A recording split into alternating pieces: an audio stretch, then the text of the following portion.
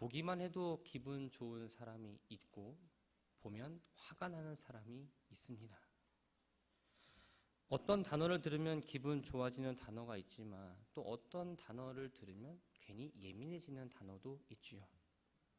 저는 개인적으로 행복이라는 단어를 좋아합니다. 들으면 기분이 참 좋고 내가 과연 행복한가라는 것을 한번 생각해 보게 됩니다. 이 행복은 일상생활에서 충분한 만족과 기쁨을 느끼고 있는 상태를 말합니다. 그래서 우리 노래 가사에 보면 행복이 주제인 경우도 있고 드라마의 마지막 주인공은 늘 행복하게 끝납니다. 그만큼 어쩌면 우리의 삶 가운데 행복은 아주 밀접하다고 볼 수 있지요. 여러분들에게 여쭤보겠습니다. 여러분들은 요즘 행복하십니까? 네, 고맙습니다. 네. 여기 계신 분들은 다 행복한 것 같은데 대부분의 사람들은 안타깝게도 행복하지 않다라고 말을 합니다. 수치로 보면 국가별 행복지수에서 137개국 가운데 우리나라는 57위, 또 OECD 회원국 38개국 가운데에 우리나라는 34위입니다. 일상에서 주변 사람들의 얼굴을 보아도 기쁨으로 웃고 다니는 사람보다는 늘 한쪽에 근심과 걱정을 안고 살아가는 사람들의 얼굴을 더 자주 보지요. 사람들은 감사할 일이 없고 원망하고 불평할 일이 많다고 느껴지기 때문에 내 삶이 늘 불행하고 우울하다라고 말합니다. 그러니 분명히 말씀드릴 수 있는 건 감사한 일이 없어서 불행하고 우울한 것이 아니라 내가 감사할 줄 모르기 때문에, 내가 감사하지 않기 때문에 우리가 불평하고 원망한다는 겁니다. 그리스 철학자 아리스토텔레스는 행복은 감사하는 사람의 것이다 라고 말했습니다. 그리고 인도의 시인 타고르는 감사의 분량이 곧 행복의 분량이다 라고 말합니다. 우리가 행복하려면 감사를 하면 된다는 거예요. 많이 행복하려면 많이 감사하면 됩니다. 행복의 결과가 감사가 아니라 감사의 결과가 행복이라는 것을 우리는 분명히 알아야 한다는 거죠. 돌아오는 주일은 맥추감사절입니다. 1년의 맥추감사절과 우리가 추수감사절을 통해서 전반기를 또한 1년을 한번 돌아보고 감사했던 것들을 생각하게 됩니다.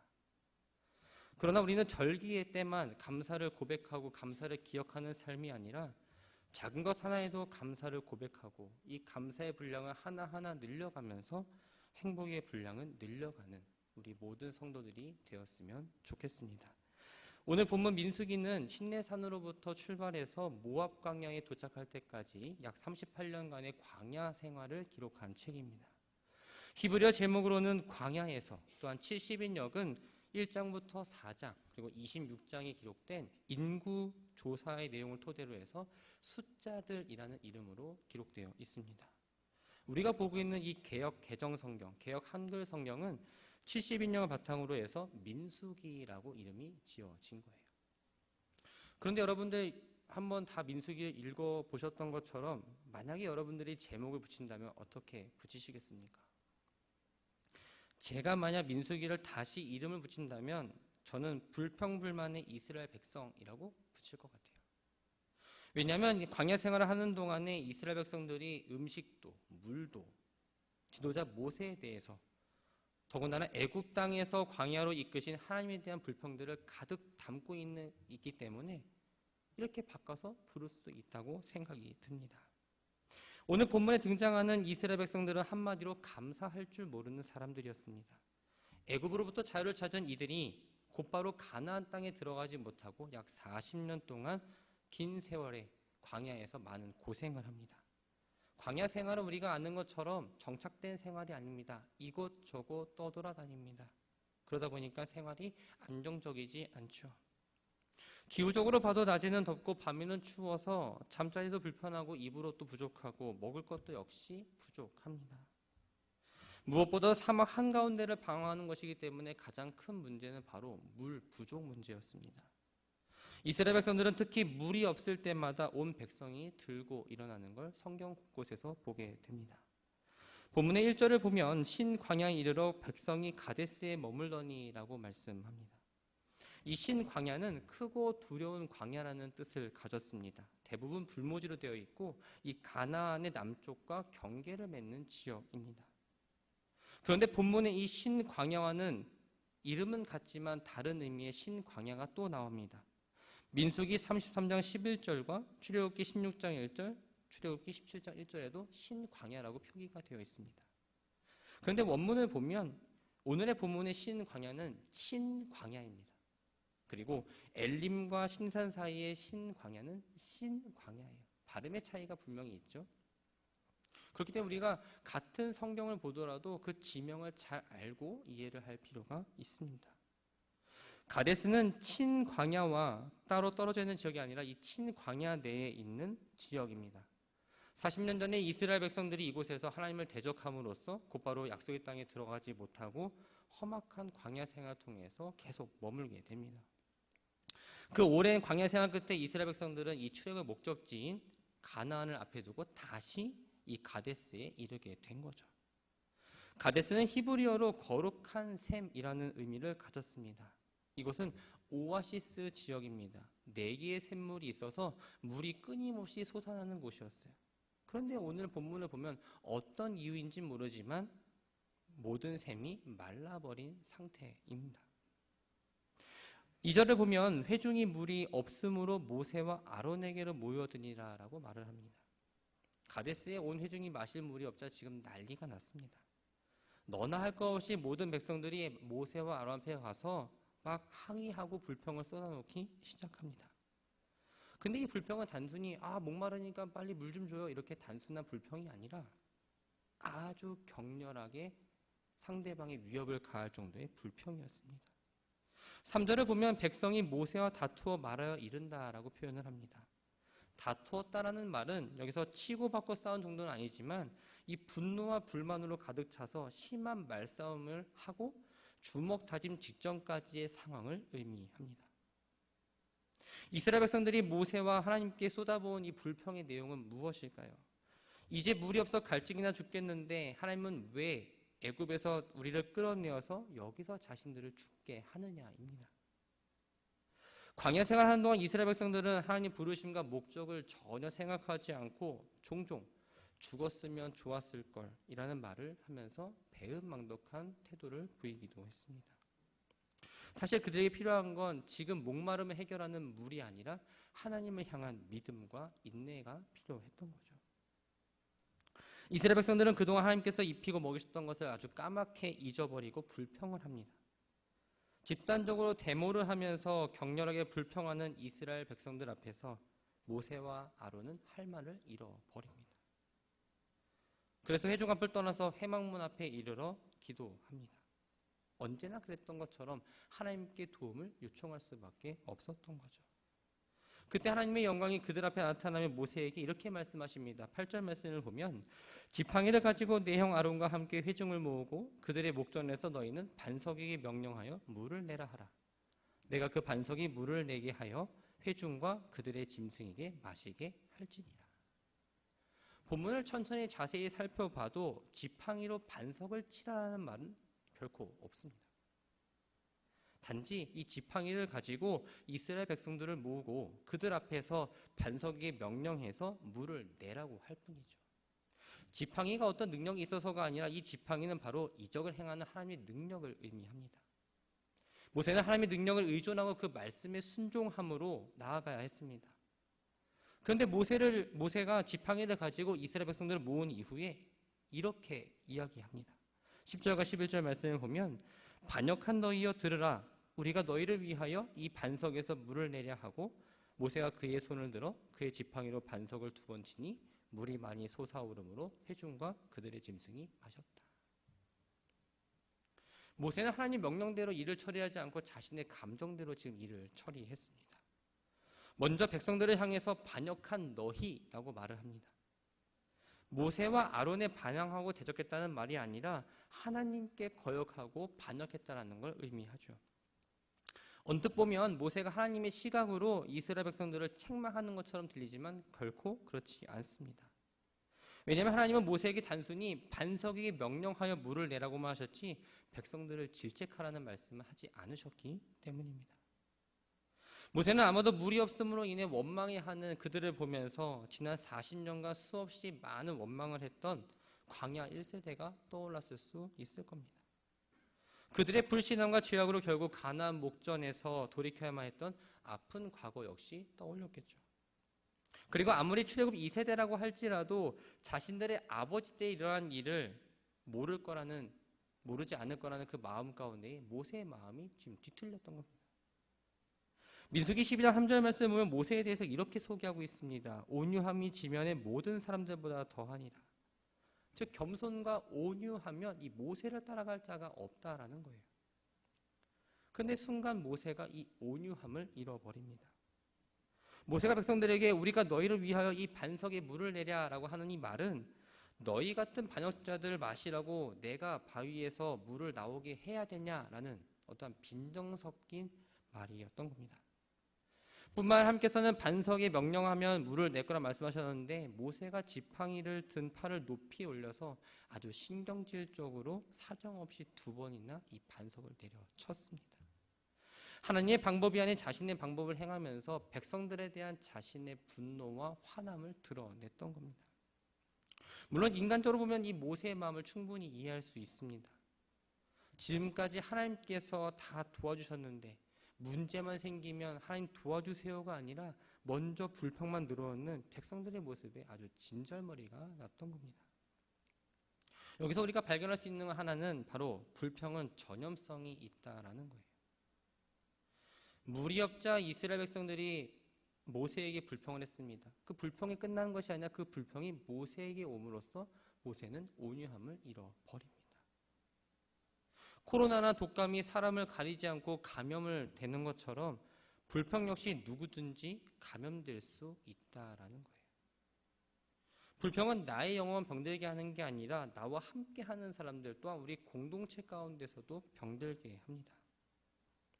하나님은 불평하는 이스라엘 백성들에게 이번에는 어떤 징벌도 내리지 않으셨습니다. 모세가 하나님 명령대로 일을 처리하지 않았지만 하나님은 약속하신 대로 그들에게 물을 주셨습니다. 그런데 문제는 모세와 아론입니다. 일을 저지른 사람이 일을 해결해야 한다는 그 말처럼 출애굽 지도자인 모세와 아론은 당연히 적과 꿀이 흐르는 가나안 땅으로 들어갈 줄 알았는데 이 일을 통해서 결국 약속의 땅으로 들어가지 못하는 결과를 맞이하게 됩니다. 사랑하는 성도 여러분, 지금까지 삶을 돌아보시면서 여러분들은 감사와 불평 가운데에 무엇을 더 많이 이야기하며 사셨습니까? 감사보다는 불평과 원망을 더 많이 하고 나는 그렇게 불편한 게 없었는데 나는 괜찮았는데 한 사람의 불평을 듣다 보니까 나도 내 안에 혹 작은 불평의 열매가 만들어지지는 않으셨습니까? 불평의 생각을 더하고 더해서 더 많은 불평을 만들고 있는 내 모습이 떠오르지는 않으십니까? 살면서 불평할 수 있습니다. 그러나 그리스도인들의 삶은 바로 불평의 분량은 줄고 감사의 분량이 느는 삶을 살아야 한다는 겁니다. 감사의 분량을 늘려면 먼저 우리가 그래서 감사할 수 있어야 합니다. 그래서 감사는 조건적인 감사를 말합니다. 먹을 것을 주셔서 감사합니다. 좋은 공간에서 예배할 수 있어서 감사합니다. 아프지 않아서 감사합니다. 아주 작은 공간이지만 내가 눈치 안 보고 쉴 수 있는 공간을 주셔서도 감사합니다. 감사할 만한 조건이나 이유가 있어서 하는 감사가 바로 그래서 감사입니다. 이렇게 감사를 해야 하는 이유는 오늘을 살아가는 우리가 이 조건적인 감사조차도 하지 않고 살아간다는 게 문제라는 겁니다. 분명 은혜를 누리고 있음에도 불구하고 은혜인 줄 모릅니다.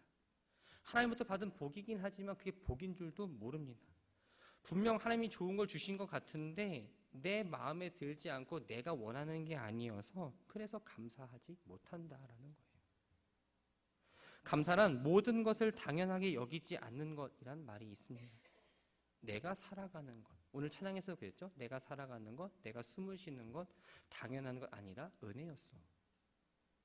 먹을 수 있는 것도 감사한 거고요. 가족들이 있는 것도 감사하고 나와 함께하는 사람들이 있는 게 당연한 게 아니라 그것 또한 하나님 주신 은혜와 사랑이라는 걸 우리가 깨달아야 합니다.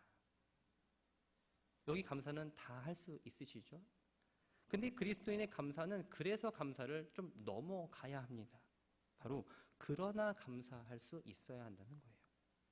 경제적인 어려움을 겪었습니다. 남들에게 말할 수 없는 가정적인 문제들이 다 있으시지요. 다른 사람과의 관계가 깨어졌습니다. 계획됐던 일들은 제대로 이루어지지 않고 있어요.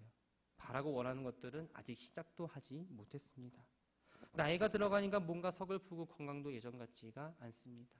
내가 있는 자리가 위태위태하고 내 자리가 없어진 듯한 느낌도 받게 됩니다. 그런데 어떻게 감사할 수 있습니까? 라고 물으신다면 저는 할 말이 없습니다. 왜냐하면 저도 이해가 되기 때문입니다. 그러나 감사는 이렇게 감사할 수 없는 것에 대해서 하나님께 감사하는 걸 말합니다. 사랑할 만한 사람을 사랑하는 건 누구나 할 수 있습니다. 감사할 만한 때에 감사하는 건 누구나 할 수 있지요. 그런가 모든 조건과 환경을 뛰어넘어 감사하는 건 쉬운 일이 아니지만 주님은 우리가 그 감사의 자리까지 나아가기를 원하십니다. 어려운 일입니다. 쉽지 않은 일입니다. 그러나 성경은 이것도 우리를 향한 하나님의 뜻이라고 분명하게 이야기하고 있습니다. 주변을 한번 돌아보면 내 생각에 전혀 감사할 형편이 있는 사람이 아닌데 오히려 늘 기쁨과 감사를 고백하는 사람이 있고, 내 생각에는 저 사람은 충분히 잘 살고 편하게 사는데 감사가 나와야 되는데 늘 불평불만인 사람도 있습니다. 오히려 건강한 사람이 감사하지 못하고 건강이 연약한 사람이 더 하나님 붙잡고 감사하다고 이야기합니다. 이런 말이 있습니다. 힘들 때 웃는 사람은 삼류, 힘들 때 참는 사람은 이류, 힘들 때 웃는 사람이 인류. 이 말처럼 감사할 수 없는 상황 가운데에서도 불평이 아닌 감사를 고백할 수 있는 인류 성도들이 되시기를 주님의 이름으로 축원합니다. 이스라엘 백성은 어떤 위기와 문제를 만나더라도 하나님께 감사해야 했습니다. 그러나 이들의 나오는 말들은 다 불평과 원망이었죠. 5절을 보면 이렇게 기록합니다. 너희가 어찌하여 우리를 애굽에서 나오게 하며 이 나쁜 곳으로 인도하였느냐. 이곳에는 파종할 곳이 없고 무화과도 없고 포도도 없고 석류도 없고 마실 물이 없도다. 분명 이스라엘 백성들은 지금 마실 물이 없어서 먼저 불평을 했는데 이 불평이 시작이 되어서 여러 가지 불평을 꼬리에 꼬리를 지금 물고 있습니다. 현재의 문제의 시선을 고정하다 보니까 홍해에서 나를 구원해 주신 하나님, 문제가 생길 때마다 해결해 주신 그 하나님, 문제보다 더 크신 하나님을 이들은 잊어버렸던 거죠. 그리스도인들은 개구리 올챙이적 시절 생각 못하는 사람처럼 사는 삶이 아니라 어떠한 상황 가운데서도 하나님의 은혜를 기억하며 살아가는 성도여야 합니다. 여러분들에게 하나님은 누구십니까? 내가 방황할 때 나를 붙잡아주는 사람은 하나님입니다. 내가 힘들어할 때 친구가 되어주셨고, 내가 넘어져서 슬퍼할 때 나를 일으켜주시고 내 눈물을 닦아주신 분도 하나님입니다. 아브라함을 도우셨고 이삭을 보살피셨고 야곱을 이끌으셨던 그 하나님이 지금 나와 함께 동행하시고 내 삶을 인도해 주십니다. 우린 그걸 기억하면서 하루하루를 살아가야 한다는 겁니다. 그리스도의 감사는 그래서 감사가 기본이 되어서 그러나 감사를 해야 되고, 더 나아가서 그리 될 줄 믿고 감사해야 합니다. 어떤 것도 기대할 수 없는 상황 가운데서 내가 믿은 대로, 하나님의 말씀을 믿는 대로 된다는 그 소망하는 감사를 의미합니다. 예레미야 33장을 보면 당시의 상황은 이 북이스라엘이 이미 아수르에게 망한 지 오래되었습니다. 그리고 남유다 왕국 역시 바벨론 제국에게 무참히 짓밟힙니다. 예레미야는 당시의 어려움을 33년 10절에서 이렇게 이야기합니다. 황폐하여 사람도 없고 주민도 없고 짐승도 없던 유다 성읍들과 예루살렘 거리. 아주 황폐해졌다는 거예요. 사람이 살 수 없다라는 얘기입니다. 그런데 선지자 예레미야는 이렇게 나라가 어려운 상태에서 이렇게 소망의 말씀을 선포했습니다. 여기 곧 황폐하여 사람도 없고 주민도 없고 짐승도 없던 유다 성읍들과 예루살렘 거리에서 즐거워하는 소리, 기뻐하는 소리, 신랑의 소리, 신부의 소리와 및 만군의 여호와께 감사하라. 여호와는 선하시니 그 인자하심 영원하다 하는 소리와 여호와의 성전에서 감사제를 드리는 자들의 소리가 다시 들리리니 이는 내가 이 땅의 포로를 돌려보내어 지난 날처럼 되게 할 것임이라 여호와의 말씀이니라. 지금 멸망 직전에 있는 이 황폐하게 되어 있는 땅, 최악의 상황 가운데서도 하나님이 회복시켜 줄 거라는 그 믿음을 갖고 선포했고 나아갔던 겁니다. 진정한 감사는 지금 상황에 얽매여 있지 않습니다. 내가 많이 가졌다고, 내가 높은 곳에 있다고 내가 늘 행복하고 감사한 것도 아닙니다.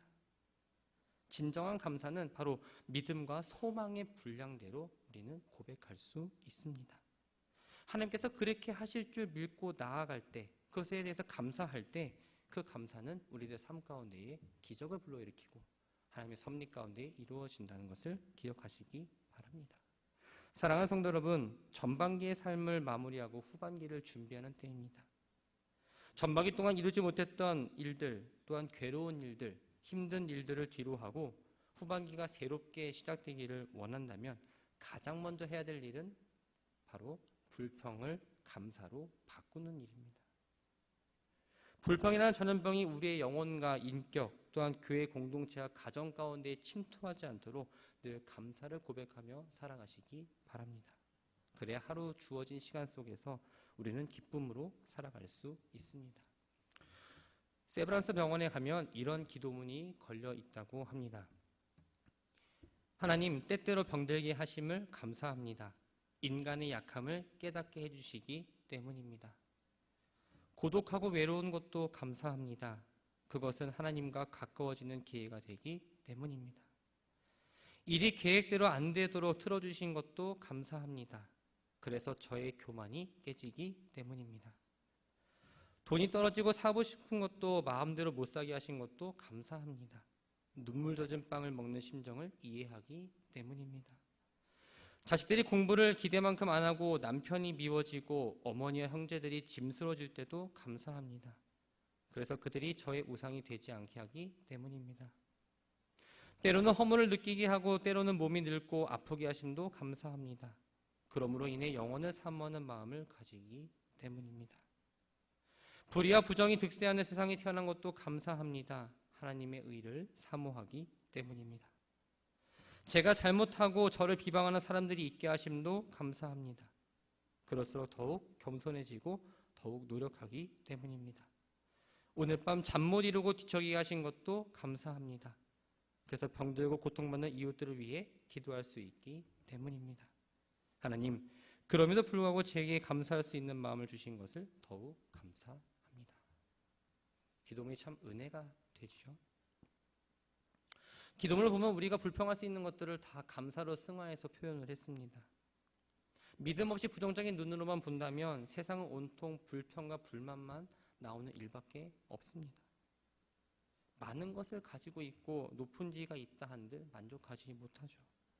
자신의 생각대로 되어야 하고 그래야 만족을 하고 나와 함께하는 사람들의 생각을 무시하고 그 사람의 생각과 가치를 존중하지 않으며 그 사람들이 있는 그 자리의 소중함을 우리는 잃어버릴 때도 있습니다. 그러나 믿음의 눈으로 세상을 바라보면 먼저 내가 오늘 살아있어서 아침도 볼 수 있고 저녁도 볼 수 있다는 것에 감사함을 고백합니다. 내가 두 다리가 튼튼해서 일할 수 있는 것도 감사하고요. 정신이 멀쩡해서 대화할 수 있는 것도 감사합니다. 나를 찾아주는 사람이 있어서도 감사하죠. 가정이 있다는 것만으로도, 내가 돌아갈 곳이 있다는 것만으로도 우리는 감사를 느낄 수 있습니다. 사랑하는 성도 여러분, 감사는 하나님의 명령입니다. 기쁘고 좋은 일이 있을 때 충분히 감사하시기 바랍니다. 설사 내가 좀 기분이 나쁘고 억울하고 고통스러운 일이 있을지라도 그럼에도 불구하고 감사하시기 바랍니다. 현재 이루어진 것이 하나도 없고 어떤 일을 시작하지도 못했지만 두렵지만 그럼에도 불구하고 믿음으로 나아갈 수 있는 마음 주심에 감사를 고백하시기 바랍니다. 여러분들 마일리지 제도를 아시죠? 여기 마트를 가시면 대부분 다 적립이란 걸 하고 또 카드를 쓰시는 분들은 차곡차곡 아마 마일리지 모으신 분들이 있을 겁니다. 신용카드를 포함해서 항공사 또한 백화점이나 동네 슈퍼마켓 등 물건을 구입하면 일정 금액을 적립해 주는 게 바로 이 마일리지 제도입니다. 알뜰한 사람들은 이 마일리지를 쌓기 위해서 적립해 주는 카드나 꼭 그 마트를 가서 물건을 사지요. 이러한 마일리지의 특징은 오랫동안 그리고 자주 이용해야지만 그 점수가 많이 빨리 쌓이게 됩니다. 여러분들의 감사 마일리지는 얼마큼 쌓이셨습니까? 좋은 일, 즐겁고 행복한 일, 감사한 일 했을 때 감사하는 것은 그 마일리지 포인트가 정립이 별로 되지 않아요. 그런데 좋지 않은 일, 힘든 일, 어려운 일 가운데서도 감사를 고백하는 건 더 많은 마일리지가 쌓인다라는 겁니다. 여러분들의 그 마일리지가 차곡차곡 쌓아가시기를 바랍니다. 우리들의 대화 가운데에 감사가 많이 나왔으면 좋겠어요. 교회 안에서도 대화를 나눌 때에도 이것이 감사했다, 저것이 감사했다 라는 얘기가 많이 나왔으면 좋겠습니다. 가장 뿌듯한 건 교회 공사가 되게 많죠. 진짜 힘들거든요. 근데 교인분들이 오실 때마다 뭐가 바뀌었다고 좋아하세요. 그리고 너무 좋아졌다고 좋아하십니다. 그게 일을 하는 모두에게는 큰 위로와 감사의 마음을 갖게 합니다. 바라고 소망하는 건 우리들의 삶 가운데 불평의 열매가 아니라 감사의 열매를 더 많이 맺는 하반기가 되었으면 합니다. 앞으로 주어진 시간 가운데에 여러분들의 가정과 또한 이 교회와 여러분들의 일터 가운데에 감사의 열매를 많이 맺으시고 죄인된 나를 구원해 주시고 내 삶을 이끌어 주신 하나님을 늘 찬양하면서 기쁘게 그 믿음의 길을 잘 걸어가는 우리 모두가 되기를 주님의 이름으로 축원합니다.